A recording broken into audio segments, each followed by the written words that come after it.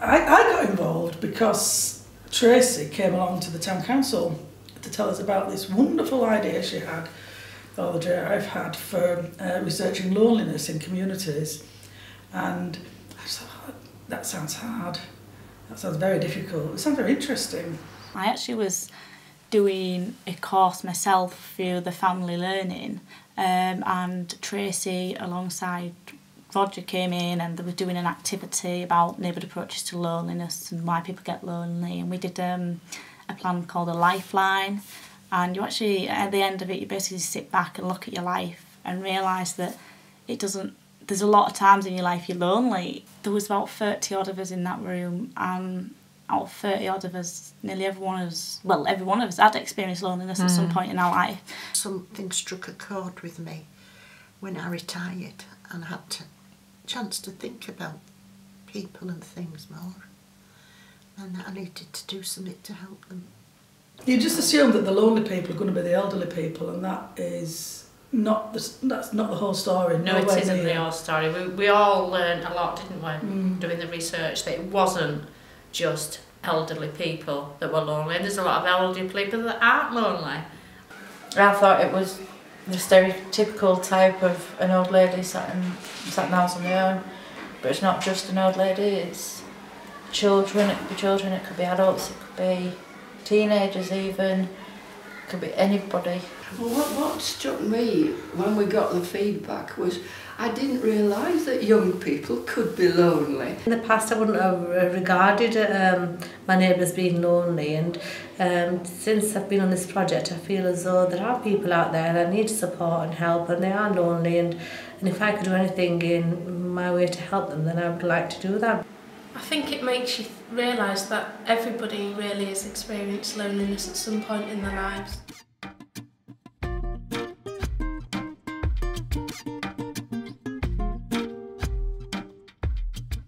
It's given us as volunteers, I think, a purpose, an outlet, something to work to, something to focus on, something to achieve. Coming from outside, not knowing anybody to start with, that's been great for me, to actually come on the project and meet a lot of new people and know that we are going to help a lot of other people. It's given me a bit more confidence. I mean, I've now got a job after having my daughter, and I enjoy that, and I don't know, I just seem to have a bit more confidence, and I want to follow it through to the end, and I want, to make that difference. I've got a full-time job now and I love it. To actually go, so I'm off benefits now, so it's giving me the confidence to actually go off and get benefits and go into employment. Although I live alone, I wasn't lonely, but with meeting the group, I opened out and I'm more friends than I'd ever had in the village. Well, it's actually empowered me a little bit more. I mean, I don't want to interfere in people's lives or be nosy, but I mean, I'm offering to help anybody who's in need. And I think that's what this project is about, how we can all help each other as a community, and I'd be more interested in doing that now.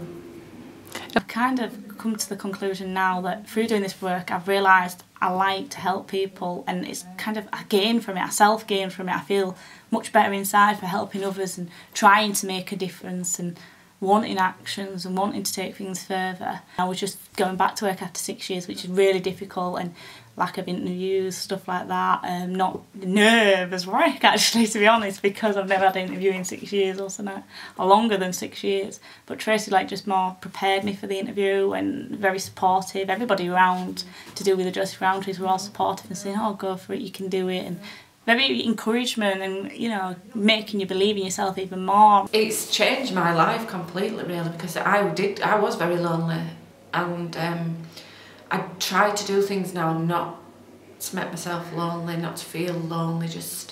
I've learned from ideas and suggestions, so I might be sat there going through things, and in my own little mind I'm going, I could try that. And I do, and I don't have to tell people I've tried it, but it works. Them suggestions work, and they can work for everybody. A much stronger sense of belonging now than maybe a year, 18 months ago. and this project's been a part of it. We could feel a little bit on our own, you know, we're doing all this on our own, whereas in reality we're not. And I think these other organisations, like Seniors Show the Way, like Not Over the Hill Yet, Nothy, and plus the sort of voluntary and council groups, I think that's going to be really key to making things happen in the end.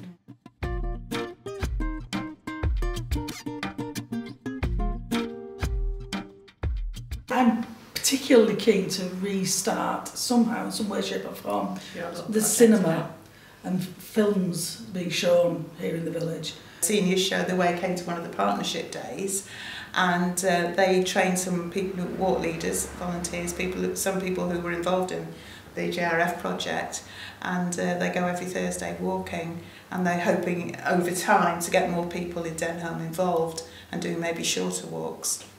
People who have mobility problems or have just come out of hospital. So that's something that's completely new that didn't happen in the village before.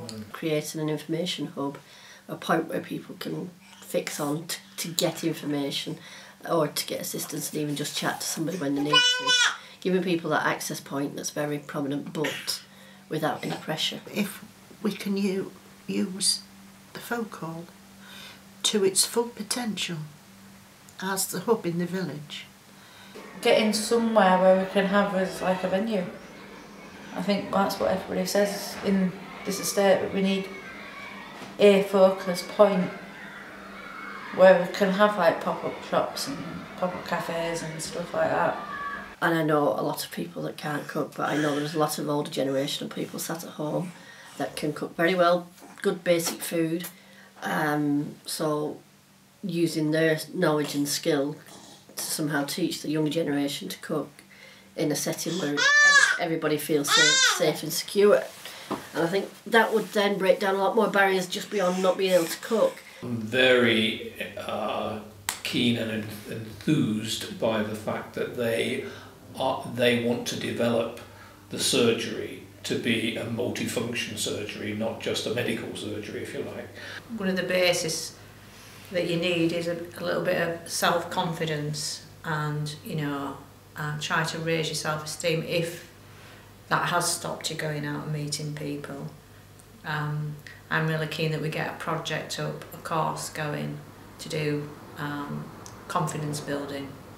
And now we're at the part where you can see that you've got this list of actions that you can get into place, you can go forward, and you feel empowered almost now because you've almost like got to an end of a big stage. You've jumped to leap all of a sudden. You're like, wow, it's like putting things into place. We're arranging a pop-up cafe with a mobile library and stuff, and that sounds really good fun. And it's not just good fun, but it sounds like it's going to really help the community. I suppose that's one of the first things that's going to be up and running.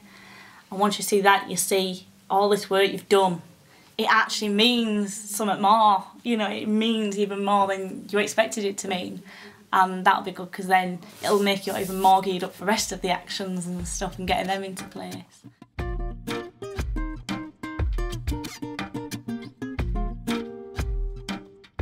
My hope is to be involved in it and to be able to look back on it and say we did actually make a difference, we did actually change as a result of the research and the follow-on from the research. I'd like to actually think that I'm being useful at the moment, but I'd like to be more useful in maybe other areas outside my own area. For me, probably the biggest thing is that it's going to be volunteer-led and it's going to be continuous and other people are going to get involved in it. It would be great if this project does show the project for all the 4 areas how to stop loneliness, how to get the community more involved, and then introduce this to other communities which really, really, really need it. I hope that it really goes far and it helps people that are lonely and it gets people talking about it more, and more people can come forward and not be ashamed of saying I'm lonely. I would like the right people, the right organisations, the right agencies to take on board what we're doing. I hope it's like I've planted a seed that will maybe grow into a big tree that sustains for the future to come. I'd like to see the project really take off now, because I think it's at the point, because there's actions. Like before, you couldn't see it take off because you was doing the research, you needed to know the background information more. But now it's at a point where you can see it take off. And once you start seeing it take off, I think it's going to have such a positive, like a ripple effect. It's going to have a positive influence on everybody in the community, and more people talk about it and hear about it. More people get involved, so there'll be more people keeping it sustainable.